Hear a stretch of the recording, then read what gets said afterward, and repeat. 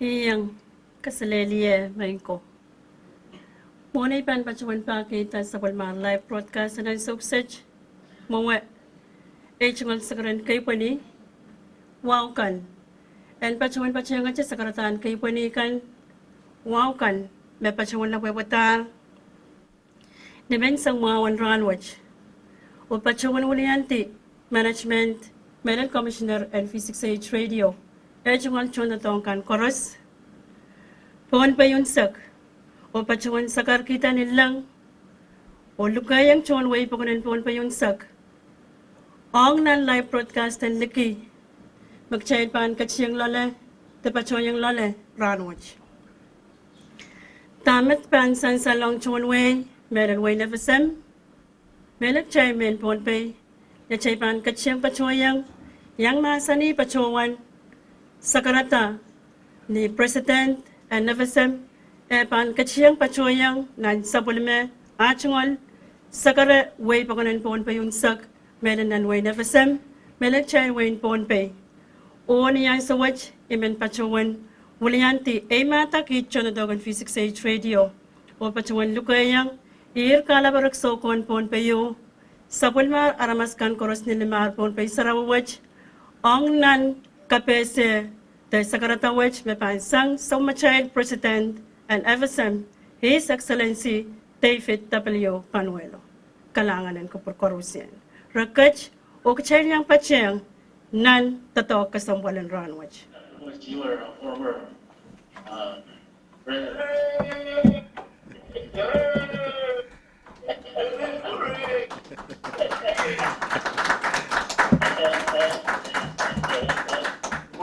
president. Good morning, Mr. Speaker, Kasalelia Mango, and greetings to all of you, Speaker, and members of the 21st FSM Congress. Good morning. Good morning, Floor Leader, to all of you.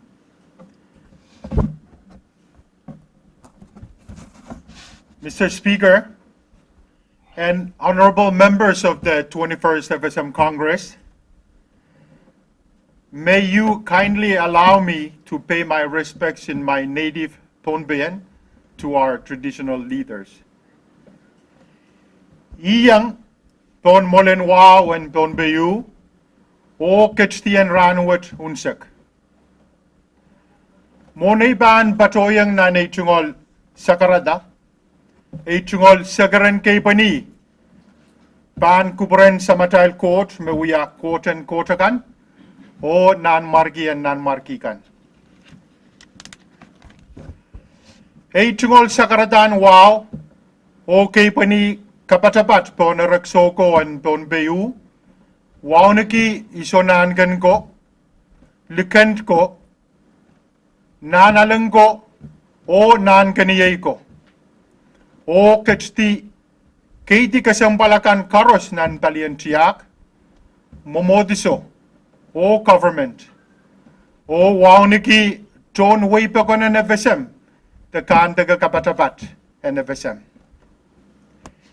The Honorable Wesley W. Simina, Speaker of the 21st FSM Congress, the Honorable Joshua P. George, Vice President of the FSM, members of the 21st FSM Congress, Chief Justice Yamase and Associate Justices, traditional leaders of our land, governors of our states, speakers and members of our state legislatures, Chief Justice of our states and Associate Justices, church and religious leaders of our nation, citizens, ladies and gentlemen. Mr. Speaker, I stand before you, our citizens, our nation today, in response to the invitation that you and members of the 21st FSM Congress have extended to me to deliver my first State of the Nation address. I wish to extend my deepest respect and appreciation to you and all the members of the 21st FSM Congress for your continued leadership and dedication to serving the people of the Federated States of Micronesia. Our nation, as I always term it, this paradise in our backyard, has recently celebrated 41 years of constitutional government. I am humbled by your gracious and consistent determination to see to it that our nation's greatest strength, our unity, remains at the forefront of all of our deliberations. I really do appreciate that, Mr. Speaker and members of our 21st FSM Congress. Mr. Speaker, you will recall that the central theme of my inaugural address was taking actions today for our nation's prosperity tomorrow. I wish to take this opportunity to brief Congress and our citizens on the actions the Panuelo George administration has taken in the past 12 months to make good on that promise. I also wish to update Congress on the actions our government is taking to combat the COVID-19 threat, which, like climate change, represents an enormous challenge and opportunity to our nation-building efforts. But like all challenges we have faced these past 41 years, Mr. Speaker, it is one that we will overcome so long as we continue to remain united on all important matters to our nation and our citizens. It is in the spirit of collaboration and cooperation on important matters that I would like to address and answer some of the questions on our citizens' minds in these challenging times. What are we going to do financially to support our citizens stranded in Guam, Hawaii, and elsewhere? When are we going to allow our stranded citizens abroad to come home? How are we going to financially support our citizens from the economic impacts of COVID-19? I believe that these are all weighing on our minds as we speak today. Mr. Speaker, as discussed with the Congressional Committee to wait on the President, I join you, Mr. Speaker, and our 4 governors in announcing financial support for our stranded citizens in the amount of $300,000. In the coming days, we will be assisting each and every one of our citizens currently stranded in transit abroad, especially in Guam and Hawaii. Our citizens, as you know, Mr. Speaker and members of Congress, are our obligation, and we are united in our efforts to assist them. The governors and I have been having weekly teleconferences, as you know, which I trust will continue even after the pandemic has subsided, to address the needs of our citizens and residents both at home and abroad. While no concrete date is set yet for the return of our stranded citizens, we have broad agreement that citizens may, per WHO and CDC guidelines, be required to be tested for COVID-19 2 days prior to entry into the FSM, to be followed by state-mandated quarantine and isolation procedures. Citizens returning may then be tested a second time prior to departing their quarantine areas into the general population. These protocols, Mr. Speaker and members of the 21st FSM Congress, will be necessary to ensure that our nation remains COVID-19 free. Mr. Speaker, I really thank you and Congress for approving our $16 million FSM economic stimulus package. This I sincerely convey to you and the 21st members of members of the 21st FSM Congress. The stimulus is primarily, as you know, funded by local revenue and currently focuses on the tourism sector. The nation's tourism sector turnover revenues, for your information, in 2019 were approximately $43 million, and the sector employs about 1,048 people, or about 6.7% of the FSM's total labor force. I want to share with you that about $1 million of this money that you've so kindly appropriated for our citizens has now been dispersed to more than 90 private sector entities suffering losses due to the COVID-19 pandemic. Monthly support will continue to these tourism sector entities, and we look forward to working with you, Speaker, and the members of the 21st FSM Congress to expand this assistance to other affected sectors of the economy. This is very important to continue to employ our citizens who are in a situation that we are currently facing in these challenging times. On behalf of our nation's leadership, Mr. Speaker, we thank the United States for extending the pandemic unemployment assistance program to include the FSM. We have requested a grant of $40 million so that all FSM citizens who have lost their jobs or had their hours reduced as a result of the COVID-19 pandemic are explicitly encouraged to apply for the pandemic unemployment assistance program. This relief applies to any person who has lost their job or had reduced hours due to this pandemic.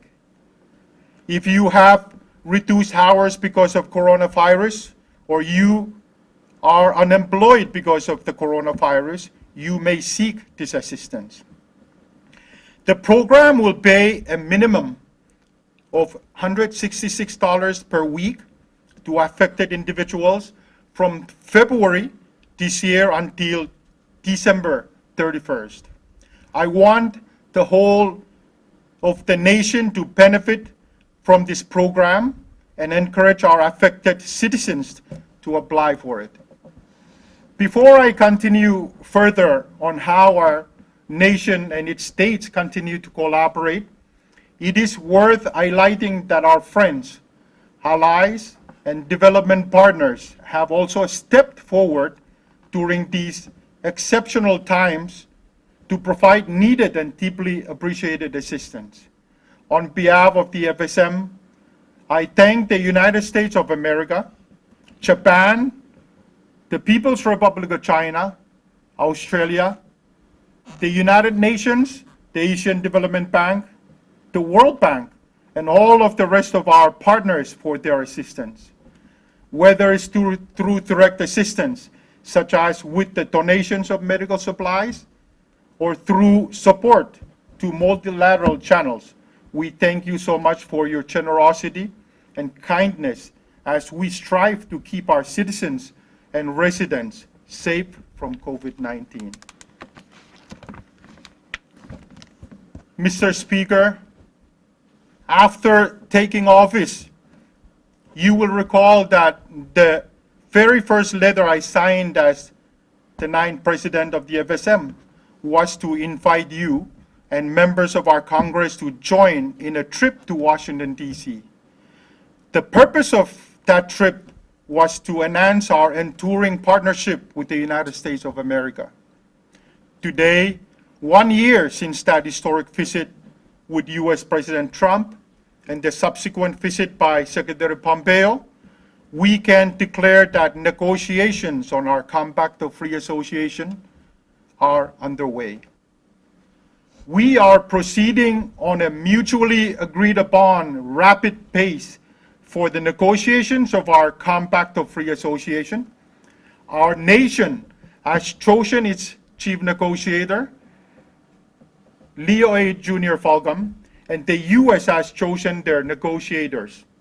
despite the COVID-19 pandemic and through teleconferencing made possible in part through our nation's improving telecommunications infrastructure, we will be able to negotiate for the outcomes mutually satisfactory to both the people of the Federated States of Micronesia and the people of the United States of America. Initial correspondences between our two governments related to our negotiations, as you are aware, Mr. Speaker, have been extremely positive, and our mutual goals are very closely aligned at this time. Mr. Speaker, in 2002, the late President Leo A. Falcom said in his State of the Nation address that, and I quote, "We all can be proud to be Micronesian, but none of us can afford to rest on our laurels." I hope that our actions so far would make President Falcom and all of our founding fathers proud of the Federated States of Micronesia, its citizens, and its government. I have faith that our chief negotiator and the Joint Committee on Compact Review and Planning Committee, as well as our U.S. partners, recognize the urgency for completing negotiations soonest. Mr. Speaker, I committed that the Panuelo George administration will be transparent, open, and accountable. We have expanded the dissemination of information from our public information division to a new level and will continue to ensure that the public is informed on government's programs, policies, and activities. We have established a new Office of Information Technology and Support Services.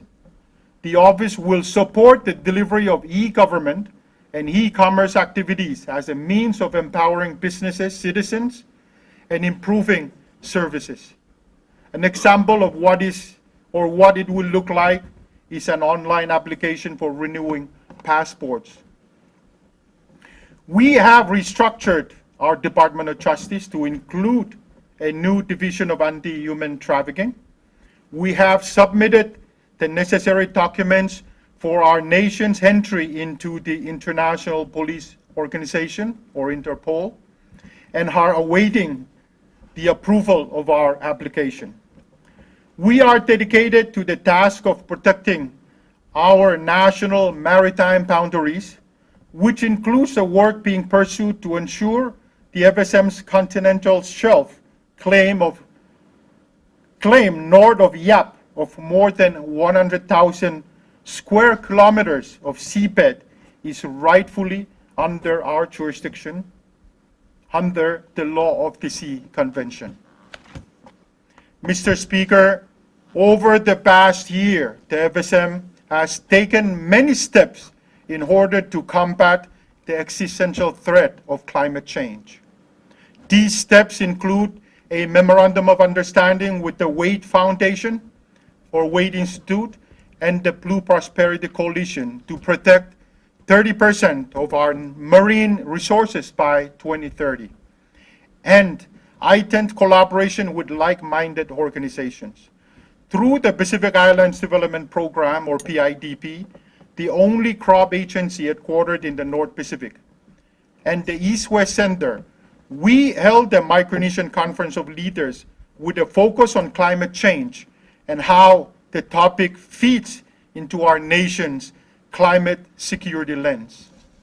As discussed with the Micronesian presidents in New York last September, our Micronesian sub-region has chosen a candidate, His Excellency Gerald Zaccheus, from the Republic of the Marshall Islands, to serve as Secretary General of the Pacific Islands Forum Secretariat. Ambassador Zaccheus, as you all are aware, has the hope and support from all 5 sovereign nations in our Micronesian sub-region. And our Micronesian sub-region is enjoying a heightened sense of cooperation and unity in pushing forward our agenda, be it in the mitigation of climate change or the promotion of peace and human rights. It is noted that the next Secretary General of the Pacific Islands Forum Secretariat is to come from our Micronesian subregion. And I have just signed, Mr. Speaker, along with the 4 other Micronesian presidents, a letter of nomination for Ambassador Sakius to become the next Secretary General of the Pacific Islands Forum Secretariat. It has also been agreed through the Micronesian President Summit in a letter jointly signed by all 5 presidents and transmitted to the United Nations Secretary General that the FSM will host the upcoming United Nations Multi-Country Office, or MCO office. In addition, the Asian Development Bank and the World Bank will be establishing full offices on our shores. Our nation's sense of place on the world stage is being taken to a new level, one that we can all be proud of. Here at home, Mr. Speaker, plans continue to be developed to convene the next state and national leadership conference, whose purpose will be to refine our nation's goals for the future ahead. The results of this conference will feed into the forthcoming FSM Donors Roundtable Conference, whose purpose will be to realign overseas development assistance in our nation to ensure that such assistance contributes to our sustainable goals. Mr. Speaker, through exemplary leadership demonstrated by yourself, the Committee of Health and Social Affairs, and the Honorable Fernius Perman, the FSM has enacted legislation banning most forms of plastic, which will take effect in July this year, or 2020. This is a remarkable accomplishment, Mr. Speaker, and I can't express enough my appreciation to the 21st FSM Congress for their efforts on this issue.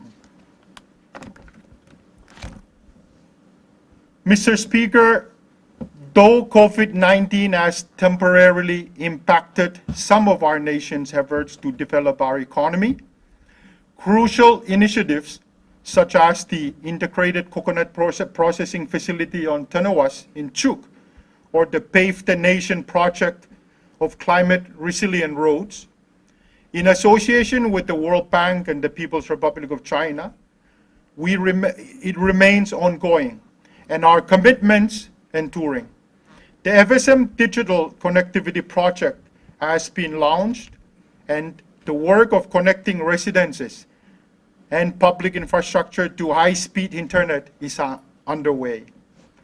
Our Department of Resources and Development, with assistance from the Asian Development Bank, the World Bank, the European Union, and other partners, is actively implementing over $60 million of projects to strengthen our nation's electrical grid, improve accessibility of electricity to remote communities, and to lessen our reliance on fossil fuels so as to meet our obligations under the Paris Agreement. Additionally, the Division of Statistics has been increasing its capacity to develop and submit crucial reports to ensure that policy decisions are informed by reliable data. Our food security initiatives are working to ensure that the question of whether there will be enough to eat is a non-issue. Through the Department of Resources and Development and the National Oceanic Management Authority, or NORMA, we are developing a fisheries investment policy to incentivize more onshore fisheries and investments. Our technology for tuna transparency, or T3, as you all are aware, that initiative, which began under former President Peter M. Christian, including electronic monitoring and the establishment of no-take zones within our exclusive economic zone, are working entirely as planned. We remain on a path towards becoming the first nation in the world with a 100% transparent tuna fishery. Mr. Speaker, the Department of Education has been successfully implementing the recently strengthened version of our FSM school accreditation procedures. Our nation's schools are increasingly showing a unified approach to ensuring all children have the opportunity to succeed.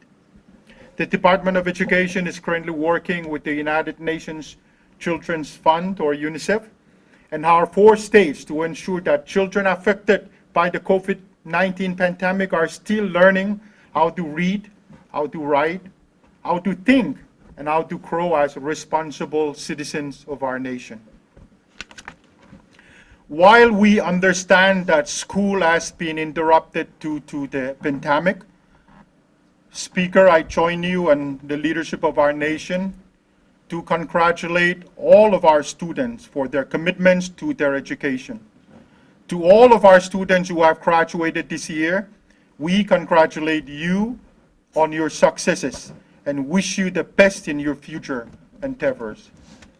Mr. Speaker, while most countries have active cases of COVID-19, the FSM remains one of precious few countries in the world without a confirmed case. And this we thank God and we thank the efforts that we are collectively implementing in our nation. It must be said, and with equal parts admiration and respect, that our healthcare, border control, to include surveillance and police, workers at the national and state levels have truly shown their commitment as devoted public servants. In the context of COVID-19, all frontline workers, to include health and border control staff, have received infection control training. We've been building quarantine and isolation sites in all of 4 states. We've implemented risk communication processes, and we've acquired the capacity to test COVID-19 or test for COVID-19.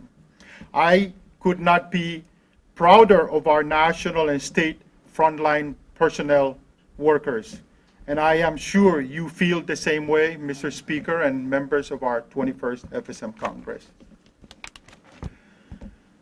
Mr. Speaker, in recalling the 1975 Constitutional Convention in a 1997 interview, some of you may recall the late FSM Chief Justice Anton L. Amarich said, "The Chukis, the Pohnpeians and Koshayans, and Yapis were the advocates in advancing our Micronesian unity. They stuck together then, and they stick together today." This year, elected delegates of our population convened to review and strengthen our nation's constitution. Their meticulous review and debates in the 4th FSM Constitutional Convention will no doubt produce recommendations that will promote and bind our peoples even further. We thank the delegates for their hard work, and we look forward to promoting public awareness on the outcomes when the convention adjourns. We are, each of us, strong through our diversity, resilient through our unity, and compassionate through our respect for others as well as ourselves. Though 2020 has thus far demonstrated its interest in challenging our resolve, we celebrate 41 years of constitutional government as a means of showing that we will not submit to any fear or any foe, be it climate change or coronavirus, and that we, as Micronesians, will rise to any and all occasions to stand up for what we believe to be right and what we believe to be true. As human beings, Mr. Speaker, we may from time to time disagree on details, such as whether a given law ought to have a given component or whether a particular action resulted in a favorable outcome, but we agree on what matters most. That we are one Micronesian nation, Mr. Speaker, devoted to extending to all others peace, friendship, cooperation, and love in our common humanity. Mr. Speaker, our sovereign Micronesian nation has sailed its canoe for 41 years. Our voyage has been guided by the collaboration between the executive, legislative, and the judicial branches of our national and state governments, which are the paddles for our canoe. We, the Chukis, the Pohnpeians, Cochayans, and Yapis, remain united as Micronesians, like the rope that ties our canoe together. Our nation's journey has seen rises and falls, and the Panuelo George administration began with sunny skies and calm weather. Now that our nation is in a storm, it is understandable that some of the paddlers, out of concern or out of fear, will want to row in different directions, as we all must adapt and change to where we were ahead, or where we were headed.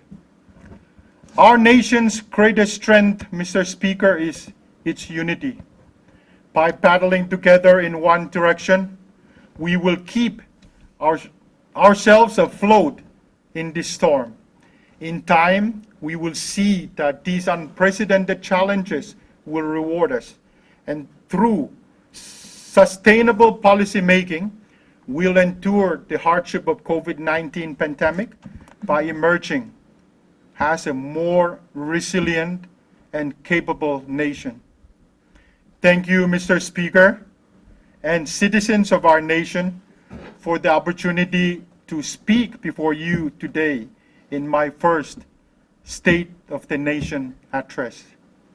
God bless you, Mr. Speaker, members of the 21st FSM Congress.